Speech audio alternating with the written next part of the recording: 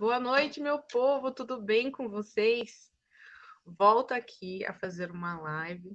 Estamos com transmissão ao vivo no Facebook. Quem estiver nos acompanhando, por gentileza, dá um ok aí se o som estiver legal, se a imagem estiver funcionando, para que a gente tenha um feedback e a nossa live consiga alcançá-lo sem nenhuma interferência. Hoje vamos falar sobre um assunto que trouxe polêmica aí durante essa semana, que é o caso da Mariana Ferrer. Muitas pessoas me procuraram no Instagram, no próprio Facebook, no WhatsApp, aqueles que têm o meu número, e fizeram muitas perguntas jurídicas e até mesmo de cunho pessoal a respeito do que aconteceu, né, nesse absurdo jurídico, se o que aconteceu foi certo, foi errado, se houve alguma injustiça, para a gente poder conversar um pouquinho sobre isso, para que eu esclarecesse. Mas, como eu gosto de uma boa live, de um bom bate-papo, eu fiz o convite de uma pessoa muito especial, que eu conheci graças aos meus estudos. Para quem não sabe, eu sou pós-graduanda em Direito Processo Penal pela Faculdade Legale e fiz e continuo fazendo alguns cursos de prática através do canal Ciências Criminais. É um canal incrível, tem bastante cursos interessantes aí para jovem advocacia. E lá eu tive acesso a alguns artigos criminais, inclusive alguns livros. Foi onde eu conheci o Dr. Luciano, que, para nossa coincidência, também é advogado criminalista aqui de Mogi das Cruzes. Então, vou apresentar um pouquinho do Dr. Luciano. Dr. Luciano Carlos é advogado criminalista e coautor do livro Olhares Criminológicos da Execução Penal.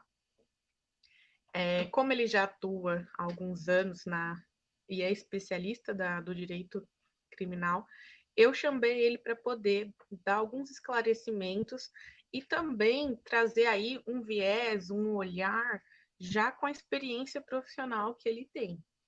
Porque daí fica mais fácil de traduzir o direito para vocês, não deixar tão jurídico, tão técnico a nossa conversa e trazer um pouquinho numa linguagem que todos possam entender e ficar sanado todas as dúvidas.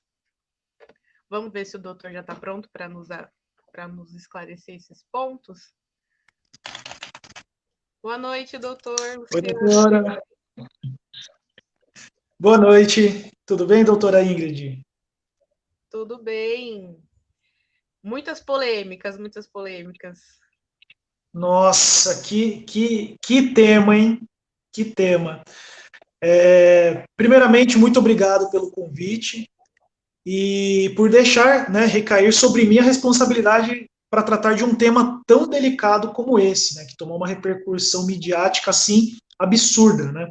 Não só pela proporção, mas como o tema especificamente, né, que é muito delicado, atinge muitas mulheres e é uma situação muito difícil, né? Ninguém consegue passar por uma situação como essa sem ficar com sequelas, né? Mas agradeço imensamente pela confiança, né, pelos comentários que você fez anteriormente, e vamos lá, né, vamos ver o que a gente consegue tratar sobre esse tema. Para poder apresentar aos meus seguidores, meus amigos e familiares que sempre me seguem, já dou boa noite, um beijo especial a todos vocês. Gostaria que o doutor começasse contando um pouquinho da sua história, da sua carreira profissional, como que o doutor Luciano se encontrou advogado criminalista. Olha, eu vou dizer que foi até simples, viu? Normalmente, os acadêmicos sentem ali um pouco de dificuldade em se firmar numa área, né? Acabam fazendo a clínica geral, após sair dos bancos acadêmicos. Em algum momento ali, né, posterior a isso, eles acabam se encontrando em alguma área.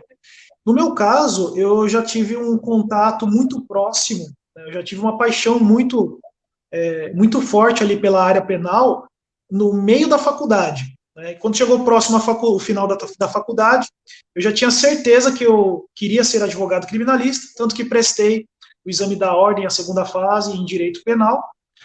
Passei pela defensoria pública e tive ali uma breve experiência, adquiri uma breve experiência, passei por um período, né, curto ali pela vara de execuções criminais, e quando eu saí da faculdade, pouquíssimos meses depois, eu já comecei a atuar exclusivamente na área criminal. Veio a oportunidade de escrever um livro em coautoria com outros colegas advogados sobre a área de execução, então já embarquei nessa e comecei a produzir conteúdo nessa área. Né? E hoje eu posso dizer que eu amo a advocacia criminal. Né? Para mim não é uma profissão apenas, é uma missão que foi atribuída e eu tenho muito carinho por ela e muita responsabilidade. Eu gostaria de, já antemão, parabenizar pelo profissionalismo, porque eu comecei a faculdade com o sonho de ser delegada, e fiz estágio em todas as áreas que você possa imaginar da área do direito, inclusive em delegacia, fui estagiária do Ministério Público, tive uma larga experiência também na defensoria, e fui galgando para ver se eu, que área que eu queria seguir, e no final, nos últimos meses ali de estágio obrigatório da própria faculdade, eu descobri que eu queria ser mesmo advogada. Eu achava que penal era a única matéria que eu realmente gostava, mas eu achava que todo mundo gostava de penal, então era fácil, né? Todo mundo gostava de penal. Mas quando você vai atuar, né, efetivamente, você percebe que as pessoas não gostam tanto assim, e que são poucos os advogados que ficam firmes aí no gosto pela matéria, e a gente vê realmente muitos advogados clínicos gerais, mas poucos que desde o início seguem firme a área criminal. E eu gosto muito de fazer o que eu faço, eu acho que tem que ter realmente um psicológico muito bom, tem que ter aí sangue nos olhos, como diz alguns jovens advogados, para poder se manter firme nessa profissão. Então, assim, já parabenizo pela honra, pela coragem, pela capacidade, pelo profissionalismo, que algumas vezes já me atendeu, né, doutor, em algumas dúvidas jurídicas. Imagina. Então, vamos lá, eu vou fazer um breve introdutório, né, sobre o que é o caso, né, da Mariana Ferrer. Muitas pessoas perguntam o que é, quem foi, quais foram mais ou menos a situação em que aconteceu. Então, basicamente, o caso da Mariana Ferrer ficou conhecida por causa de agressões sexuais, né, incluindo estupro, atribuídos ao empresário, então, André de Camargo Aranha, e que teriam sido praticados contra a então blogueira e modelo Mariana Ferrer. O estupro ele teria ocorrido em dezembro de 2018 no Clube Café La Musique, em Santa Catarina, em Florianópolis, né? Onde Mariana Ferrer trabalhava como promotora de eventos. Porém, o caso só ganhou, né, notoriedade aí, porque ela começou a utilizar das redes sociais, né, através do Instagram, para poder fazer ali a divulgação do caso, porque ela acreditava que não ia conseguir a condenação através da justiça. E já fica aí um alerta muito importante, tá? Ela já tinha esse temor antes mesmo de chegar à audiência de instrução, então alguma coisa ele alertava, ou não dá para saber, né? Como o doutor bem disse, e ele vai repetir, existem três verdades: a verdade do réu, a verdade da vítima e a verdade verdadeira, que realmente aconteceu e talvez nunca saberemos. Mas ela trouxe aí, e aí todas as pessoas puderam ter um pouquinho de conhecimento sobre a causa, mas sem realmente saber de fato o que acontece, porque no caso dela, o processo é sigiloso, então nem a gente, advogado, tem acesso aos autos, o que a gente tem é o que está sendo veiculado na mídia. Mas, enfim, o caso, em julho de 2019, o Ministério Público realizou, então, a denúncia contra o André Aranha por estupro de vulnerável, que o doutor Luciano vai explicar mais para frente para a gente como que funciona essa denúncia. Bom, foi comprovado, em sua defesa, o André afirmou nunca ter tido contato físico com a modelo, porém, nos exames iniciais, né, foi constatado que houve a conjunção carnal, houve ruptura, né, do ímen, porque ela se alegou desde o início que era virgem, foi encontrado sêmen nas roupas da vítima, e então o julgamento só foi encerrado em setembro de 2020, quando o réu foi absolvido pelo juiz da Terceira Vara Criminal de Florianópolis, Dr. Hudson Matos. E daí também criou-se aí a polêmica, né, a respeito da absolvição por causa do estupro culposo, e o doutor vai explicar com mais detalhes para a gente. Mas o caso voltou, então, a ganhar notoriedade essa semana, após a divulgação do intercept de um trecho da audiência de instrução, né? Onde foi possível perceber alguns excessos do advogado de defesa do André, vou só ver a colinha o nome dele, doutor Gastão, e a maneira como ela ficou bem arrasada, né? Um sentimento completo de humilhação durante a audiência. O trecho ele foi cortado, a gente vai dar com mais detalhes como foi a audiência, mas deu a entender que nem o Ministério Público, nem o defensor público que estava ali na condição de assistente, nem o juiz intervieram por ela. E ela ficou ali, obviamente, foi bem claro que ela estava arrasada devido a essas agressões. Bom, hoje viemos então para esclarecer, fazer uma análise inicialmente jurídica, mas ao final a gente vai dar um pouquinho de pitaco, sim, vamos falar a nossa opinião, mas baseada não na nossa opinião pessoal, basicamente, mas também na nossa opinião profissional, do que aquilo que a gente já vem vendo, né, da nossa profissão como advogado criminalista.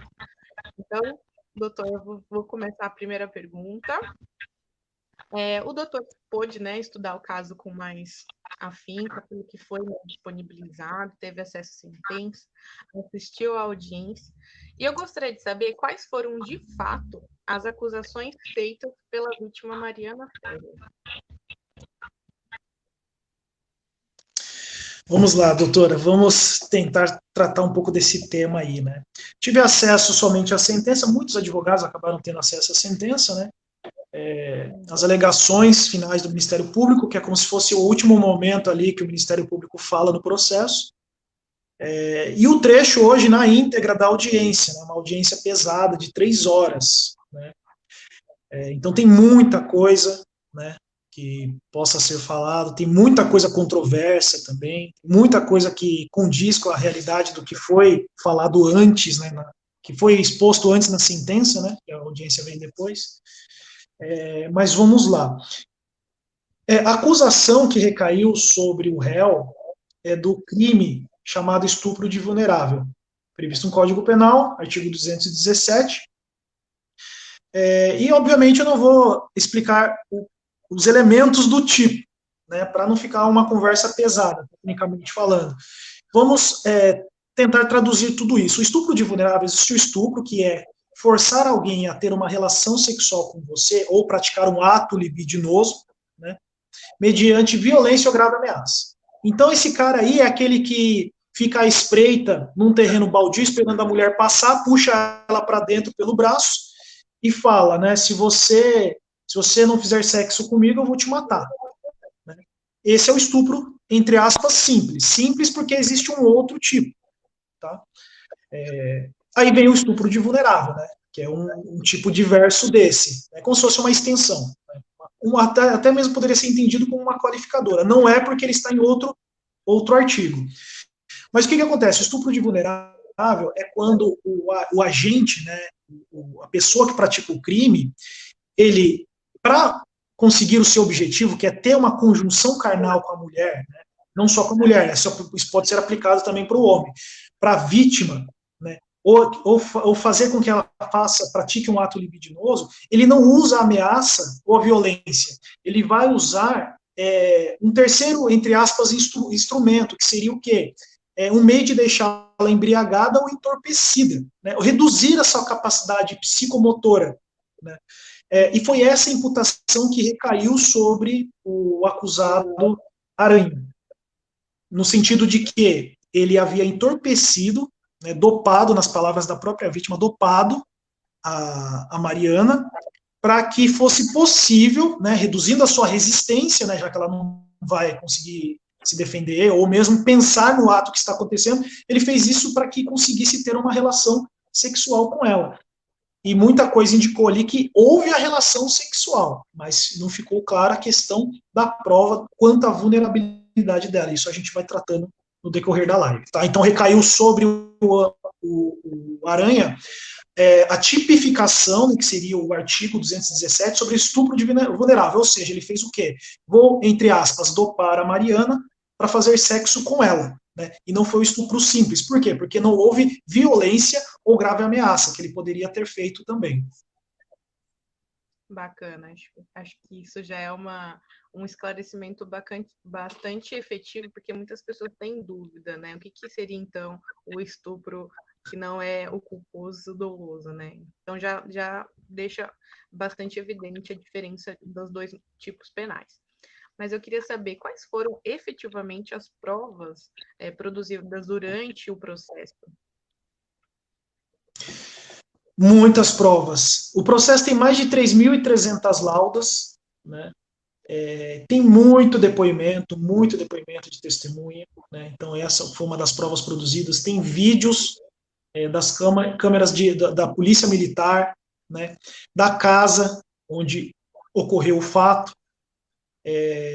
e exames toxicológicos, né? Então, para a apuração da prática desse ilícito, né, desse crime, foram produzidas durante o processo, esse tipo de prova, depoimento das testemunhas, exames toxicológicos e filmagens. Né? Salvo engano, também há áudios, tá? Foram apontados áudios e prints de conversa da vítima com outras pessoas em WhatsApp, até o Uber foi intimado a depor, né, porque ele teria levado ela, tirado ela lá do lugar onde ocorreu o fato e levado ela para casa. Só um detalhe, doutora, que você falou da modalidade do estupro. Você quer que eu responda isso agora? Por que não é estupro culposo? Ou deixo para depois? Vamos falar um pouquinho mais para frente. Vamos deixar esse mistério no ar, por enquanto. Tá. Então, basicamente, foram essas as provas, né, as que eu tive acesso de acordo com o que foi dito na audiência de instrução, que durou 3 horas, nas provas que foram apresentadas pelo Ministério Público e nas provas que foram ditas, né, foram elencadas na sentença. Foram basicamente essas. Depoimentos, vídeos, prints de conversas, áudios, filmagens de câmeras.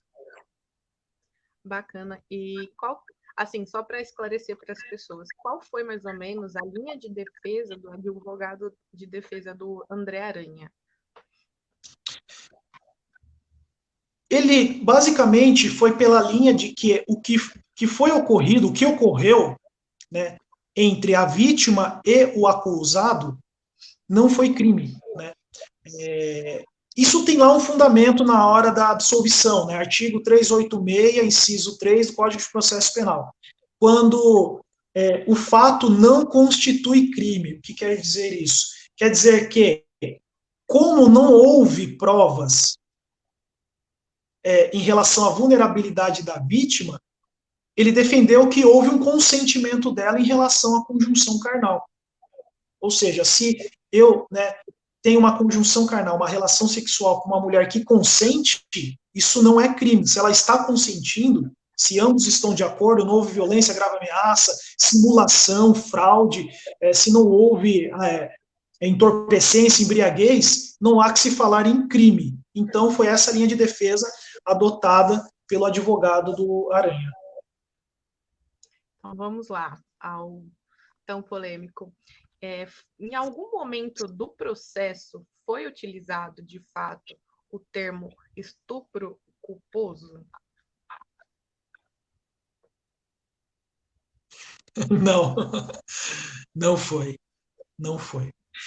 A questão polêmica aí, né, que, nossa, fervilhou a internet, né, em relação a esse termo inadequado, né, foi utilizado de forma completamente equivocada, é porque, assim, até é possível entender que a mídia, né, o meio de comunicação que propagou isso, quis deixar claro, né, traduzir o que estava no processo. Mas, primeiro, não foi dito isso nem pelo Ministério Público, não foi dito isso nem pelo defensor, não foi dito na audiência e não foi dito pelo juiz. Aí já a gente vai falar provavelmente da questão da sentença.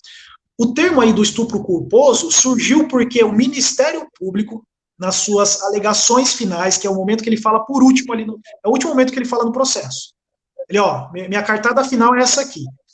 O Ministério Público, ao invés de manter a tese de que o sujeito praticou o crime, Ele analisou as provas e, no entendimento dele, falou: não, na verdade, não tem nada de provas no sentido de que houve a vulnerabilidade dela, né, seja por entorpecência ou embriaguez. Então, feito isso, não tinha como falar que o estupro seria doloso, porque a pessoa o dolo é a vontade do agente de atingir um fim, de atingir um resultado. Então, quando o cara tem uma vontade de ter uma conjunção carnal com uma mulher mediante vulnerabilidade dela, ele vai fazer o quê? Ele vai tentar drogá-la, embebedá-la ou qualquer outra coisa que diminua a sua capacidade de resistência, né? Ele já tem essa vontade. Né? No caso que foi defendido pelo Ministério Público, é que não havia essa vontade, né? Porque para ele havia o consentimento e não tinham provas nos autos de que ela estava embriagada. Então, quando afastou essa ideia de embriaguez, entre aspas, né, o crime, ele ruiu. Por quê? Porque o crime de estupro de vulnerável é um crime doloso, ele só tem a previsão legal para o agente que tem a vontade. Ele tem que fazer, ele tem que querer aquilo. E como não teve, foi entendido pelo Ministério Público que não teve a vontade, teria a culpa. Então foi um meio sem querer. Ah, eu não sabia, né, das condições dela. Eu achei que estava tudo ok. Foi o sem querer, o famoso sem querer. Só que o sem querer, para você praticar um crime sem querer e ser penalizado por isso, tem que estar previsto em lei. Tem que ter a chamada modalidade culposa. No caso de estupro de vulnerável, todos os crimes contra a dignidade sexual são crimes dolosos. No caso do estupro de vulnerável, não seria diferente. Não, ele não admite a modalidade culposa, ou seja, o famoso estuprei sem querer. Como não tem essa modalidade culposa, o juiz teria a única alternativa da absolvição. A única medida que seria imposta é a da absolvição. Então, por isso que meio que se criou essa ideia do estupro culposo. Que o Ministério Público, ele fala, na decisão, que não houve o dolo. Se não houve o dolo, houve a culpa, mas o crime não admite a modalidade culposa. Então, o sujeito vai ter que ser absolvido. Então, nessa que os meios de comunicação começaram a bater. Ah, o Ministério Público disse que não há crime, o crime não foi doloso, então foi culposo. Aí veio, mas foi estupro culposo. Então, estupro culposo não existe, realmente não existe.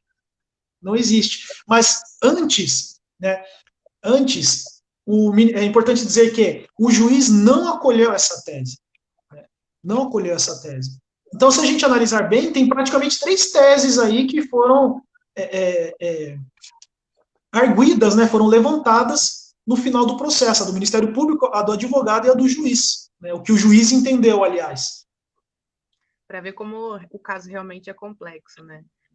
Eu escutei alguns advogados até tentando elucidar o caso, né, explicando ali uma hipótese de erro do tipo, né, para poder sair desse estigma de estupro culposo.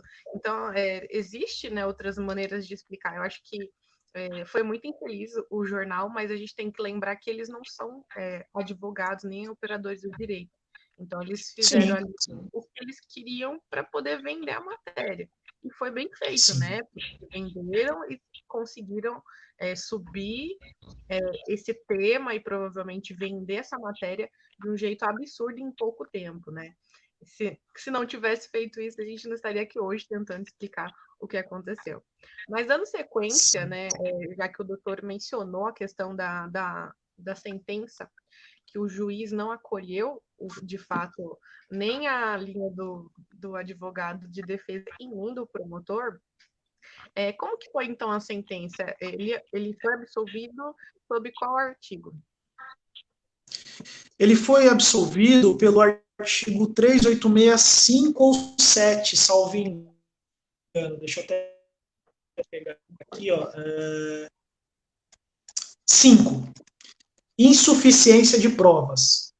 Tá? Por quê? O juiz entendeu que a denúncia foi feita nos moldes, né, para que houvesse a condenação por estupro de vulnerável, que é conjunção carnal mediante a redução da capacidade, da redução da resistência da vítima. Né? Embriaguez, entorpecência, etc.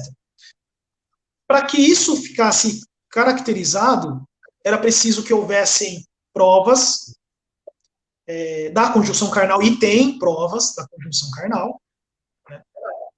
A questão do sêmen, etc., isso tem, mas também precisava que ficasse demonstrado a incapacidade da vítima, ou seja, a sua diminuição psicomotora. E nesse ponto que fragilizou a acusação, não ficou provado isso. E como não ficou provado, né, para que o juiz ele forme a sua convicção, para que seja estabelecida uma condenação, as provas têm que ser fortes, ele tem que estar convicto daquilo. Né, e não ocorreu isso, porque os exames toxicológicos, todos os exames toxicológicos levados aos autos, né, que foram para o processo, deram negativo. Então, isso fragilizou muito a acusação. Outro ponto, os depoimentos, o juiz entendeu que muitos depoimentos foram controversos. Não houve ali uma consonância entre o depoimento das testemunhas. Isso fragilizou mais ainda. Como ele não pode fazer uma espécie de condenação subsidiária, na dúvida, né, ele tem que fazer o quê? Absolver. Chamado, a gente chama, né, a doutora sabe muito bem, indúbio pro réu. Na dúvida, beneficia o réu. Que até ele usou aquele trecho, né, muito conhecido de muito mais fácil inocentar 100 acusados do que condenar um inocente. Né? Ele usou esse termo. Mais ou menos assim, não lembro agora de cabeça. Não é muito conhecido, né? Até filosofou, né? Teve um momento filosófico dele na sentença. Então, isso que acabou ruindo um pouco ali, desmontando um pouco a tese da acusação, a falta de positividade nos exames e as contradições nos depoimentos. Então, o juiz achou melhor que era o quê? Mais prudente absolver o réu do que condená-lo injustamente ou com poucas provas. Só que aí eu não vou nem entrar no mérito, como sendo advogado criminalista, que isso aqui seria tema para outra live, que tem juiz que condena por bem menos. Tem promotor que pede a condenação por bem menos mesmo. Fatalmente, falo com conhecimento de causa, a doutora pode corroborar o que eu estou falando. Tem juiz e promotor que pede a condenação que condena por bem menos, mas no caso, não foi isso que aconteceu. Né? Aí tem muita coisa envolvida, tem a questão midiática, tem muita coisa assim e tem a verdade, né, que é a terceira verdade, que a gente não sabe realmente o que aconteceu. Tá? Então, só esclarecendo, se fosse, né, talvez se fosse um estupro simples, a palavra da vítima, nesse caso, teria muito mais força do que já tem nos crimes sexuais. Por quê? Poderia, por exemplo, ela ter subido até o local onde estava o aranha e ele ter falado para ela, olha, se você não mantiver uma relação sexual comigo agora, eu sou influente, eu posso te prejudicar. Isso é estupro. Ela vai e aceita, fala, eu não quero ser prejudicada. Ela vai e tem que aceitar aquilo que está sendo imposto. Aí ele poderia sim, né, obviamente com outras provas, né, ele poderia sim ser condenado por estupro simples, mas no caso, o que pegou muito aí a condenação, a falta da condenação, foram os exames negativos e os depoimentos conflitantes. Eu vou, então, aproveitar o gancho, né? Que muitas pessoas perguntaram. Então, assim, juridicamente falando, para pincelar e bater o martelo. Por que, então, né, como não há provas de que houve o estupro, por que o acusado não foi condenado pelo estupro na sua modalidade simples, né? Então, o que faltou nesse processo para que ele, ao invés de pensar na absolvição por falta de provas, não realmente o condenou pelo estupro sem ser na hipótese de estupro de vulnerável, já que não ficou provado que ela estivesse drogada ou alcoolizada? É simples aí, né? É uma questão bem técnica, né? É simples e técnica. O Ministério Público, desde o início, ofereceu denúncia no sentido de estupro de vulnerável.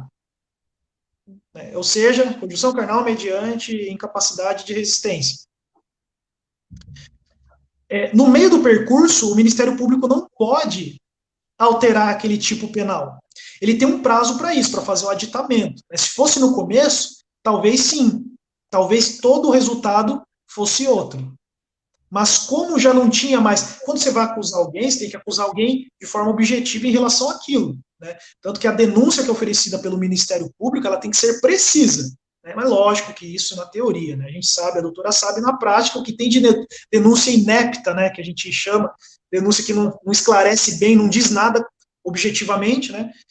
Mas, em regra, tem que ser objetiva, tem que ser clara, e tem que ser mantida aquela acusação até o final, né? Em casos excepcionais, há a possibilidade, sim, de fazer o aditamento. E quando a gente fala aditamento, a gente está incluindo, né, alguma coisa, a gente está aditando aquilo, né? Nesse caso, ficaria muito difícil mudar, né, o tipo penal. O juiz até pode, se não me falha a memória agora, no comecinho do processo existe essa possibilidade de alteração do tipo da denúncia, né, que é o artigo criminalizador, né? Ele pode até fazer essa alteração. Mas o processo já estava lá na frente, né? Ninguém imaginava que o resultado seria mais próximo de, né, talvez, um estupro simples do que um estupro de vulnerável, né? E que perdeu ali, no meio do percurso, falou, talvez não vai dar para manter mais essa tese. Creio eu que foi isso que o Ministério Público pensou. Estava lá na frente e falou, não adianta, a gente não vai conseguir a condenação desse cara nesse crime com essas provas, mas não tem o que fazer ali, entendeu? Já ter passado o prazo. Mas o que me deixou mais chocada é que não tínhamos apenas, nesse caso, né, o promotor, tinha também a figura do defensor público como assistente de acusação. Será que não faltou também ali alguma ação, né, desse defensor? Olha, vou me basear pelo que eu vi na audiência de 3 horas, né? Eu senti ali uma certa inércia do defensor, tá? Não vou nem falar assim de e tal, falta de interesse, porque, né, eu acredito que ele saiba os limites da sua atuação e saiba o quanto ele deve se comprometer com as causas que a ele foi designada. Mas na minha observação, sendo advogado criminalista, e ele lá sendo um advogado criminalista, assistente de acusação, nomeado pelo Estado, ele foi muito inerte, né? Agora, em relação aos atos pretéritos, né, aos atos anteriores do processo em si, não consigo dizer se ele tentou ou não fazer alguma coisa, mas na audiência houve pouca participação dele. Não sei se talvez ele já estava alinhado com o promotor, então não precisava se manifestar tanto, ou se às vezes simplesmente ele caiu de paraquedas, porque pelo que eu entendi na audiência, ele tinha sido nomeado só para a audiência, né, que é uma baita de uma responsabilidade. Um caso midiático desse, você cai de paraquedas e fala, tá, e agora? Para onde que eu corro? Né? Mas numa visão geral, assim, né, fazendo uma overview disso tudo, para mim, o defensor público, assistente de acusação, ele foi um pouco inerte, sim.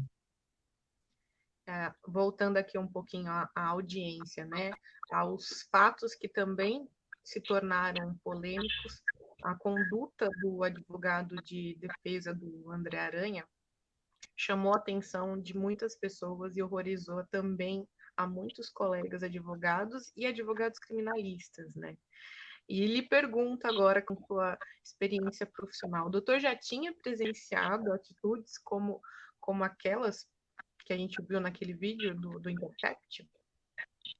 Não.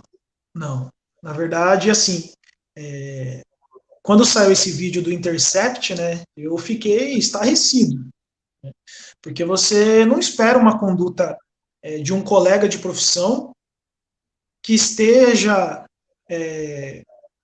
atuando num processo que a gente está falando de um crime tão delicado, tão espinhoso ali, né, um assunto muito sensível. E o que é pior, né, esse tipo de comportamento com relação à vítima, né?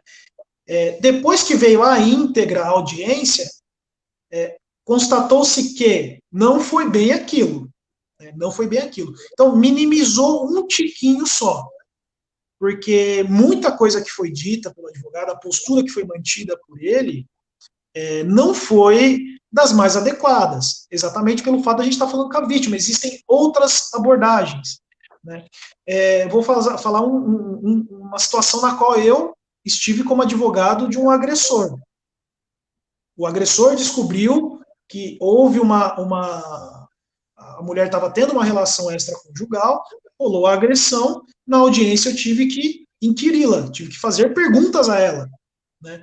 Mas, em nenhuma hipótese, levantei questões para atingir a imagem dela ou para desestabilizá-la, porque aquilo não é importante para o processo. Não é importante você ver a vítima chorando.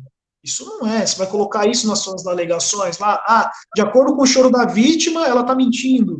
Não faz sentido isso, né?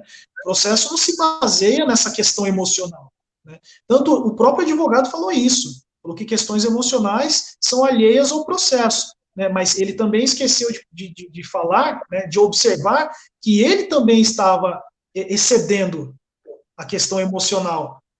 Em algum momento ali houve uma rusga, né, um desentendimento entre eles, porque um falou A, o outro falou B, começou uma discussão entre os dois, e ele se sentiu ofendido por algo que ela falou e vice-versa. Né? Mas ele, como operador do direito, profissional extremamente gabaritado, é um dos maiores criminalistas do estado de Santa Catarina, do meu ponto de vista, ele cedeu. Ele poderia ter tomado outro tipo de comportamento, né? Mas é a minha opinião, e tem colega que concorda com a minha opinião e tem colega que acha que não, que tem que ser isso mesmo, faca nos dentes. Se você está patrocinando o seu cliente, independente do que supostamente ele fez, de quem é a vítima, você vai ter que ir para cima que nem um leão. Eu já não penso assim. Eu acho que há situações e situações. Então, o resultado final para mim em relação ao comportamento do advogado é que ele se excedeu. Ele fez uma boa atuação, sim, buscando a verdade real dos fatos, apontando as provas, questionando, indagando, pressionando. Ele fez várias pressões que foram interessantes na defesa, né? Mas se excedeu muito quando começou a entrar em atrito por questões alheias ao processo, questões pessoais entre ele e a vítima. Isso não faz sentido nenhum para mim. Até convido a quem tiver disponibilidade, quem tiver curiosidade de assistir a audiência na íntegra, porque a gente assistiu a audiência na íntegra, são 3 horas, mas para quem quer realmente atuar na área, é interessante assistir, porque em partes é uma aula muito interessante, como o doutor falou. Na parte da defesa, o doutor Gastão, ele realmente fez a defesa no que lhe cabia, mas nesse aspecto ele realmente se excedeu. Quando a gente escuta aí, né, toda uma sociedade indignada e até manifestando ali a sua indignação quanto ao machismo, porque de fato, ainda mais em alguns casos onde os advogados não são ali qualificados ou estão aprendendo ofício, acabam querendo desmerecer a vítima ou a testemunha, atacando de uma maneira errada, né? E aquilo que o doutor realmente falou, a gente não ganha nada atacando a outra parte dessa maneira, porque isso não traz pontos na nossa defesa jurídica, não vai deixar a nossa defesa mais bonita ou mais efetiva. Então, eu, como mulher, acho que isso foi muito desrespeitador, acho que ele se excedeu.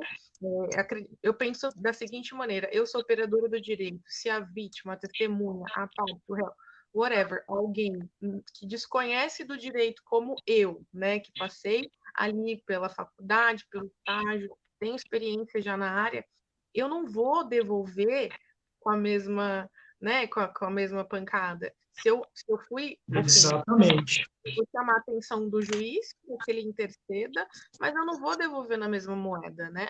Eu vou agir de forma profissional. Então, essa falta de profissionalismo nesse momento, que até deu para perceber que foi um momento muito caloroso, né, da audiência, que causou todo esse alvoroço, foi totalmente desnecessário, né? E a gente entende, né, eu acho que assim, toda audiência criminal, ela é extremamente importante, ela é muito delicada e complexa, porque a gente está falando do direito mais importante depois da vida, né, que é o direito da liberdade. Mas isso não dá direito ao advogado a humilhar a vítima, como foi o caso. Porque, como o doutor falou, a gente não sabe se ela é vítima ou não, mas assim, exatamente porque não sabemos, temos que tratá-la como vítima. Até porque ali ela estava diante do juiz. Tudo que ela estava falando estava formando prova. Se ela estiver mentindo, com certeza ela vai ser responsabilizada por isso. Ainda mais ela que estava em juízo, não pode mentir, né? Então é muito complicado, porque a mulher que passa por esse tipo de violência, no Brasil, em suma, é tratada assim em todos os locais. em primeiro momento, pelos locais policiais, seja na delegacia, seja através da polícia militar, quando não temos aí uma polícia especializada ou já conscientizada, né, dos números altos de violência doméstica. E depois, quando vai chegando na fase processual também, ela é descredibilizada, ela é humilhada. Então, eu já ouvi, inclusive, de delegadas mulheres, de delegacias especializadas de defesa da mulher, que não dá para acreditar em tudo que as mulheres falam, porque muitas delas ou mentem, ou depois que é feita a denúncia e o inquérito é iniciado, elas desistem e voltam para os seus maridos.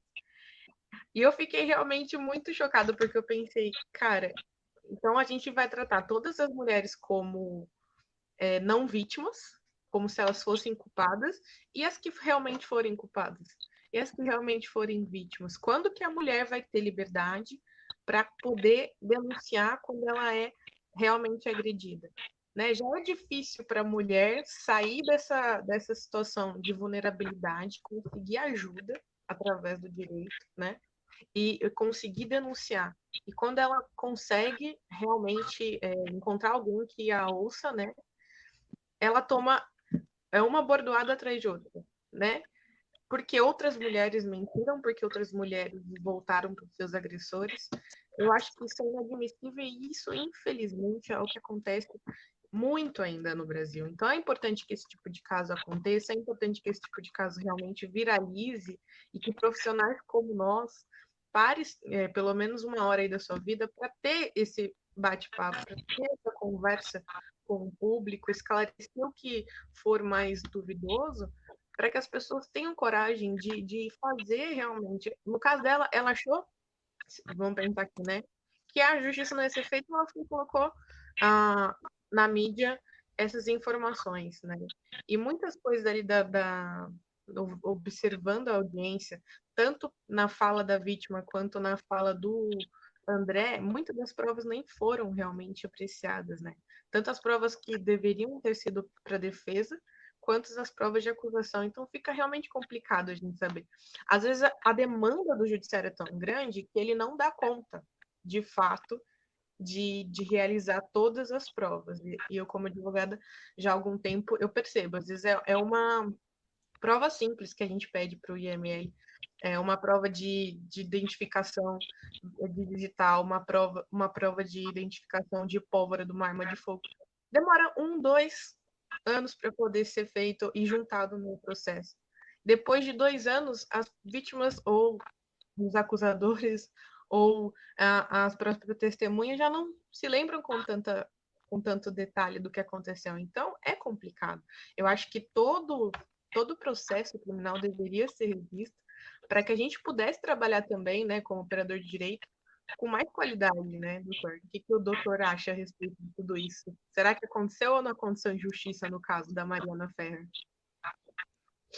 Nossa, essa última pergunta, essa parte final aí, que virou uma pergunta, muito difícil responder, viu? Muito difícil.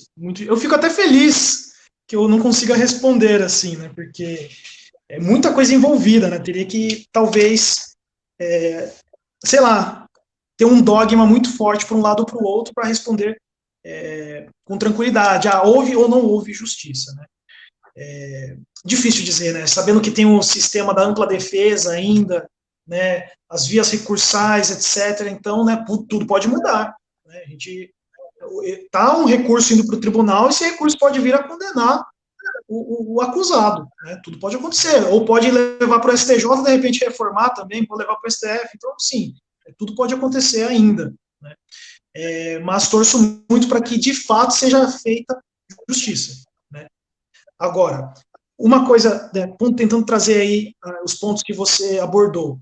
Primeiro que, assim, eu acho que a proporção midiática que isso tomou foi por causa que todo esse contexto, desse processo, foi a gota d'água no balde das mulheres. Porque não é de hoje que as mulheres reclamam de serem destratadas em delegacia, de serem vítimas de abuso, de violência, né, de tudo que vocês sabem muito bem que acontece no país, no mundo, né? Na verdade isso é no mundo, né? A cultura patriarcal não é só no Brasil, né? Cultura do machismo, do estupro, não é só no Brasil. Então, assim, acho que isso aqui para nós brasileiros, para vocês mulheres brasileiras, foi a gota d'água. Na hora que vocês viram isso, falaram, meu, isso não tem como, sabe? Foi o grito de revolta ali, foi o estouro das algemas, né? Então, acho que um pouco da repercussão que teve, ou muito da repercussão que teve, foi por causa disso, né? A revolta das mulheres, né? A empatia, né? E muitas mulheres passam por isso diariamente, né? A questão você falou das provas, né? Meu primeiro ponto é esse. Eu acho que foi a gota d'água para as mulheres. Aí você tinha falado da questão das provas, né? Das provas não, se foi feito justiça nesse caso. Ah, não, da nossa atuação como advogado, né?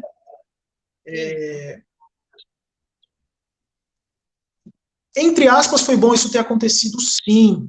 Eu acho que foi bom ter a audiência vindo à tona, todo esse processo, tudo, para que houvesse, né, para que haja uma conscientização, né, para que crimes como esse sejam tratados de forma diferenciada, né, e não aconteça como você está falando, que você tem experiência para falar que você vai na delegacia da mulher, a mulher é destratada, é um negócio assim surreal, a mulher é destratada por uma outra mulher que está numa posição de autoridade, você fala, meu, se você que tinha que me acolher não está fazendo isso, imagina as que nem chegam a ir nesse lugar, o que elas estão passando, se você que deveria me ajudar não está ajudando, imagina as que nem conseguem pedir ajuda, né? Então, esse tipo de situação ter acontecido foi bom, para que, quem sabe, dá um choque de realidade nas pessoas que acham que a exceção é a regra, como você disse.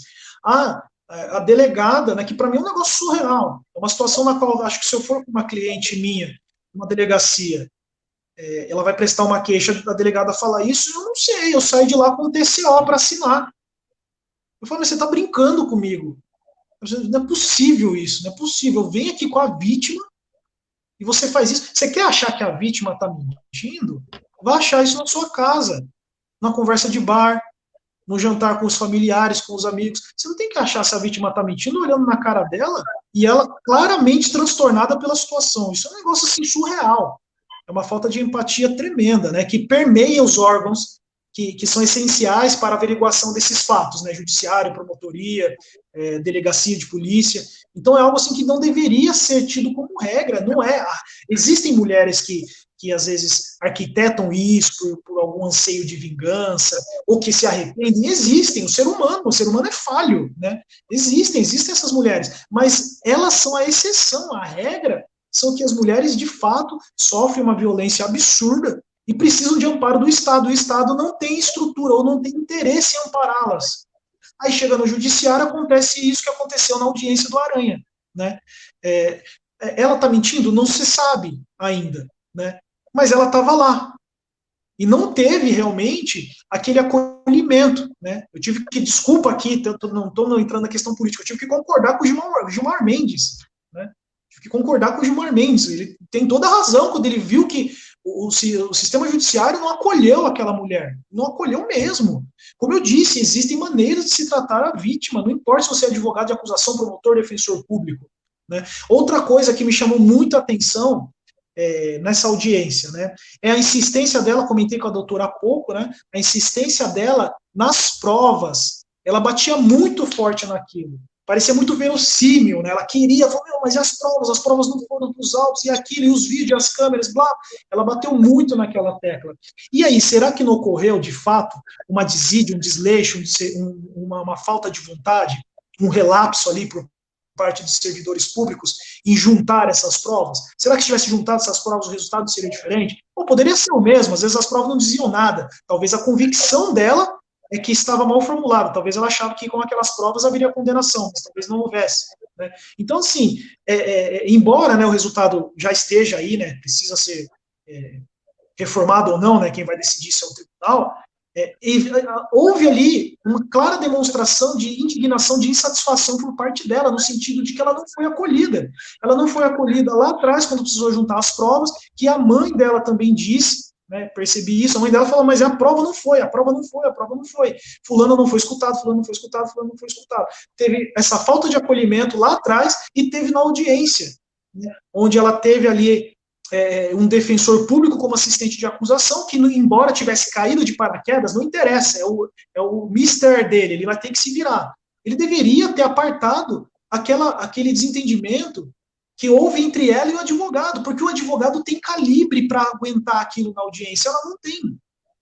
Não é a primeira audiência do cara, não é a primeira audiência do advogado. Então, assim, você, né, traduzindo, sintetizando tudo isso, claramente se observa com o seu depoimento, com o depoimento de outros colegas que já me falaram a mesma coisa que a doutora falou, o que foi visto nessa audiência, que a mulher não é acolhida, que eles adotam como regra a exceção, achando que todas estão lá mentindo, querendo, de algum modo, prejudicar ali o seu desafeto. E não é a verdade, a gente sabe que não é essa a verdade. Exatamente, faltou sensibilidade do colega defensor público, né, que não usou aí da sua responsabilidade, da sua competência, né, foi imbuído aí de uma responsabilidade tão grande que era defendê-la, nem que fosse apenas para aquele ato, né, da audiência, mas não fez, né, por mais que ele tivesse ali já alinhado com a tese do Ministério Público, que foi o que a gente depois percebeu de forma bem assustada, que a defesa concordou, o advogado assistente, né, concordou com a acusação na absolução, que é, para mim, absurdo, né? Mas ali na audiência ele deveria, de alguma forma, ter ajudado ela. Mas nesse sentido das provas, a gente percebe o quanto é importante a figura do advogado, né? As pessoas, elas às vezes não têm essa percepção. Eu lembro que eu vi um artigo no Instagram que o doutor mesmo postou a respeito de ir ou não ir acompanhado de advogado na delegacia. E eu lembro que essa foi uma dúvida até questionada por um jovem advogado aqui de Mogi, lá na comissão da Jovem Advocacia. Eu falei, gente, pelo amor de Deus, nunca se comparece em delegacia com advogado. Porque, no caso, pelo menos olhando na minha ótica, ficou claro que ela não estava sendo bem orientada. E a todo momento, né? Porque se ela ficou nessa luta de tentar juntar as provas dos autos, a mãe dela também, e ninguém, por ter um defensor público que, na verdade, é uma instituição, não é uma pessoa física, né? Não é alguém que você vai e entrega. Você tem que ficar encaminhando e o membro que tiver ali disponível no dia, ou no mês, ou né, naquele período, que vai te atender. Então, é importante, sim, você ter sempre um advogado criminalista na sua defesa, que seja da sua confiança, que você possa entregar ali o seu medo, a sua injustiça, todas as provas que você tem, que consiga tentar com você te orientar da melhor forma possível, porque ali, infelizmente, o doutor, né, da defesa, inclusive, falou isso, o próprio juiz falou que para mim já sou como uma provocação, eu já teria pedido ordem naquele momento, falou, nossa, ela está bem instruída em artigos penais. Porque, meu Deus, se o defensor não quis defendê-la, ela teve que sozinha buscar a lei, entender o que a lei diz para poder se defender sozinha. Então, é muito complicado. E a gente vê que realmente a figura do advogado é muito importante. A gente tem que começar a dar mais valor, né? Somos profissionais e o que a gente fala, por mais que pareça bobo, é um detalhe que faz muita diferença no momento da linha de raciocínio da defesa jurídica e também de como você vai ser tratado pelas outras autoridades durante a audiência, né? Então, eu fico aí uma homenagem a todos os colegas que militam aí nessa área, porque é uma área difícil, precisa ter bastante coragem, precisa ter bastante paciência, jogo de cintura, porque o atendimento ao público também é um atendimento mais delicado, mais sensível.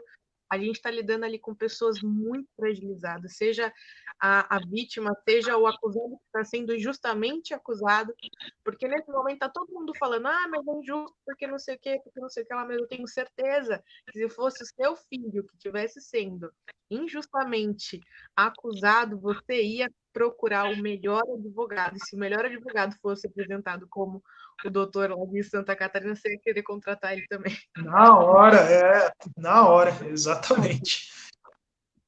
Então, a gente tem que começar a valorizar o advogado criminalista, porque não é fácil essa nossa missão, mas também ter esse olhar para como o judiciário está precário, né, em todos os seus sentidos, seja no atendimento ao público, seja no próprio serviço público, né?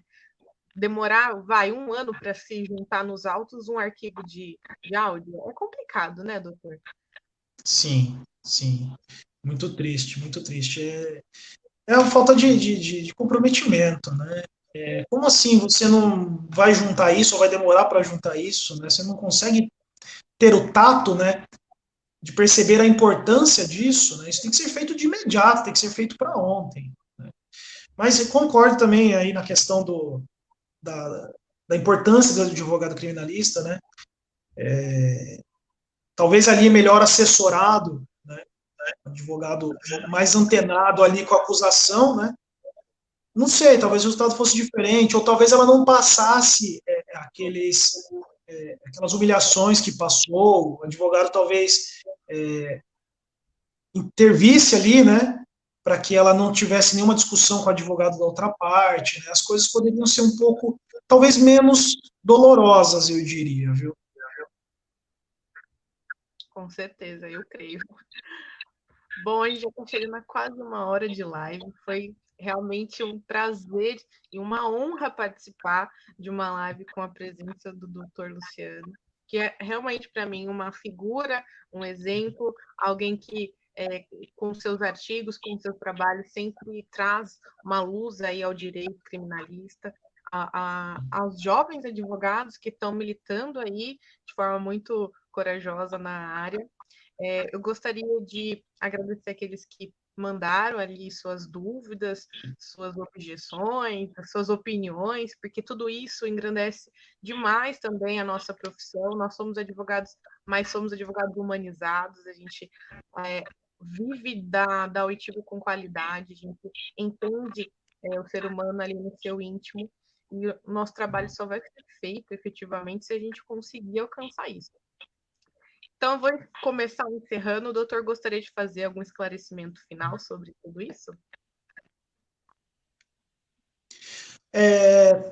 Vou tentar ser breve aqui na minha posição em relação a esse processo, né? Eu acho que a justiça ali ainda não foi feita na sua totalidade, né? Eu observo que tem alguma coisa errada, aconteceu alguma coisa, não acredito que não do jeito que está sendo exposto, né? Mas tem alguma coisa ali, isso precisa ser revisto, né?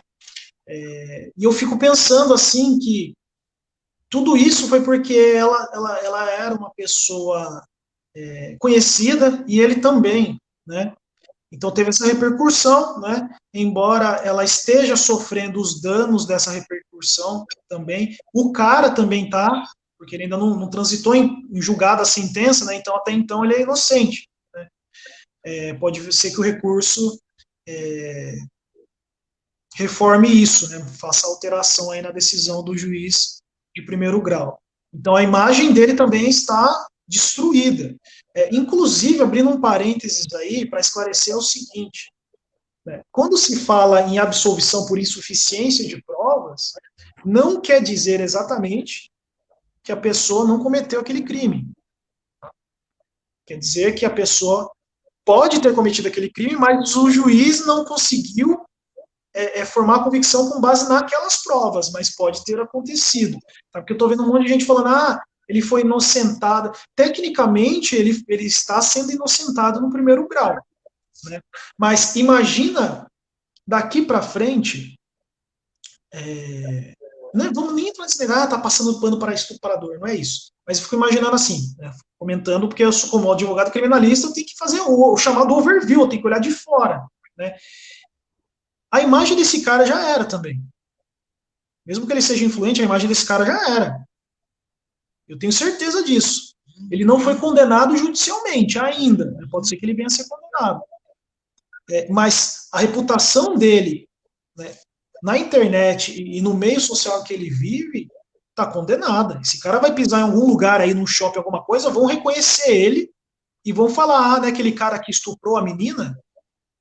Então é algo a ser pensado. A condenação dele indiretamente veio. A condenação dele indiretamente veio.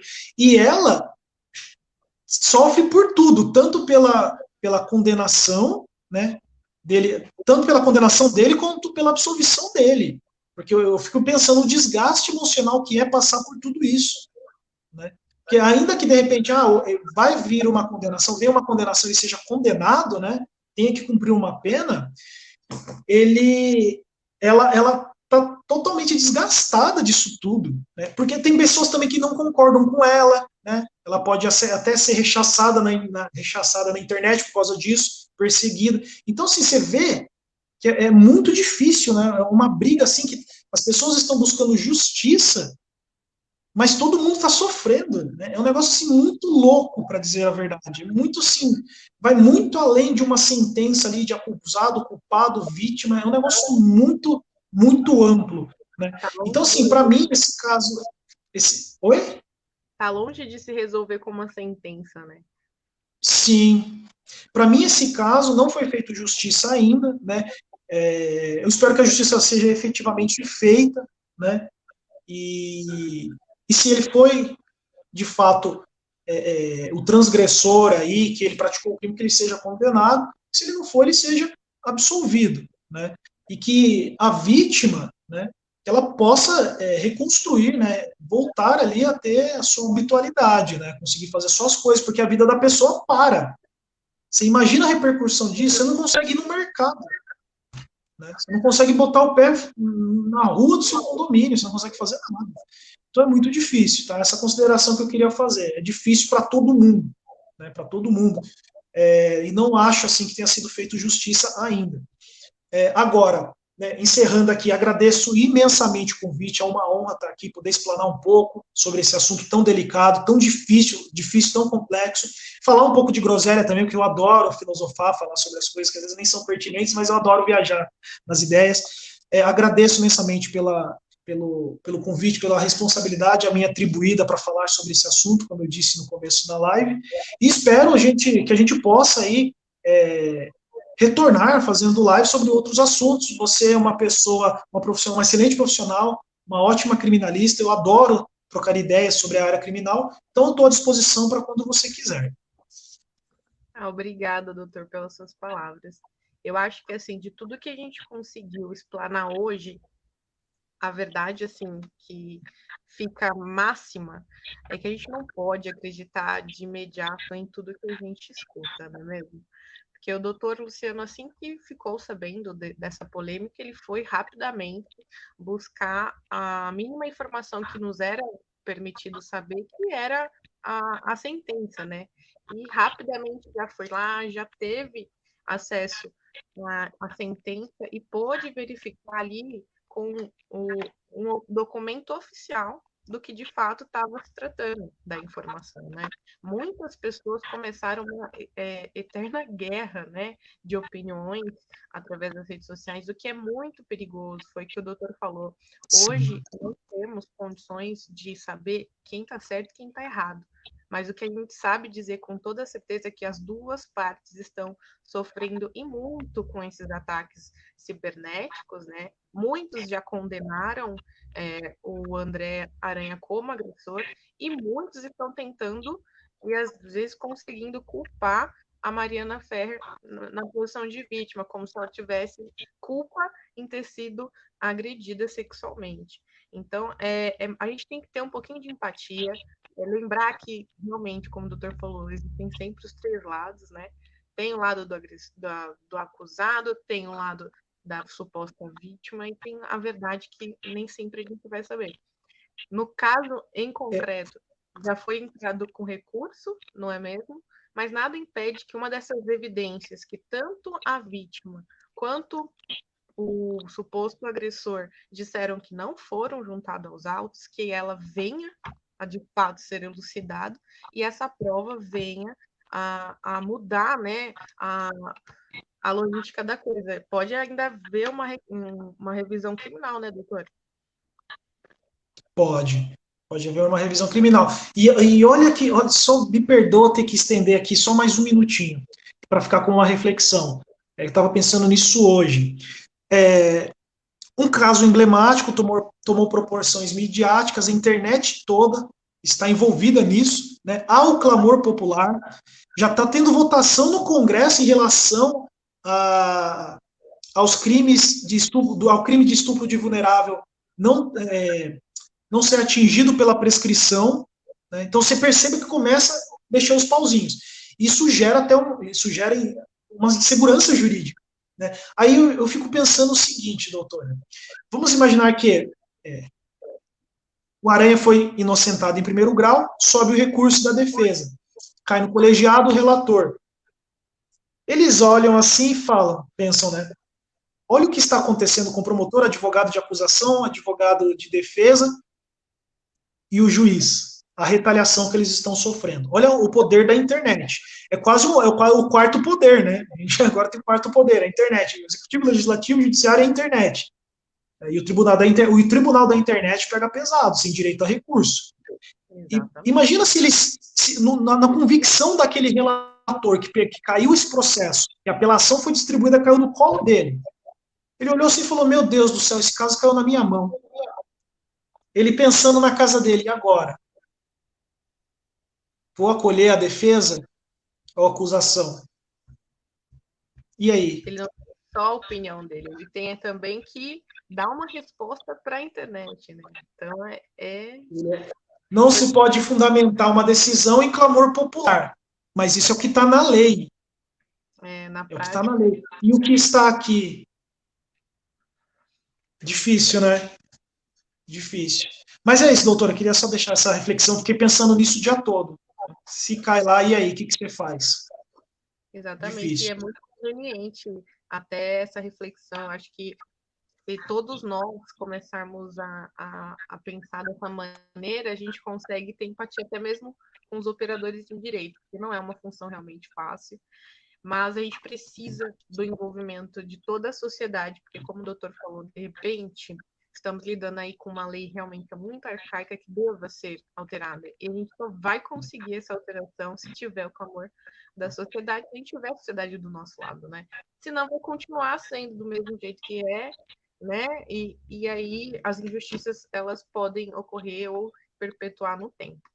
Mas foi muito gratificante ter participado dessa live. Fico muito feliz com o teor, com a riqueza de detalhes que a gente conseguiu passar aqui.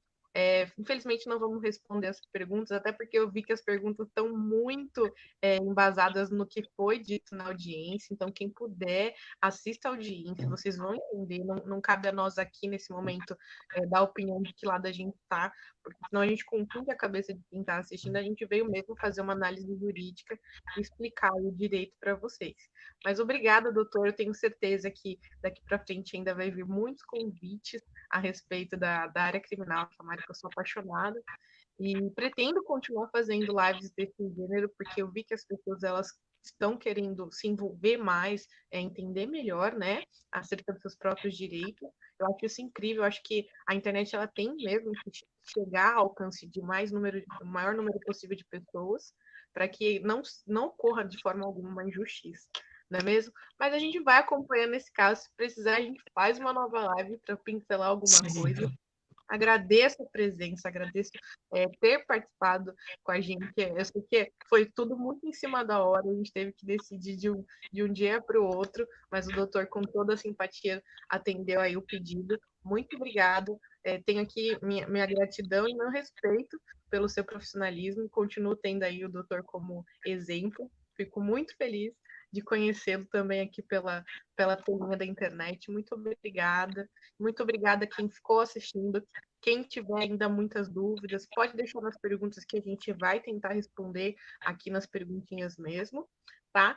E boa noite a todos, fiquem conosco. Ainda essa semana tento trazer mais alguma live para a gente poder rebater aí esses assuntos polêmicos que acontecem no mundo jurídico. Beijo, boa noite, até a próxima.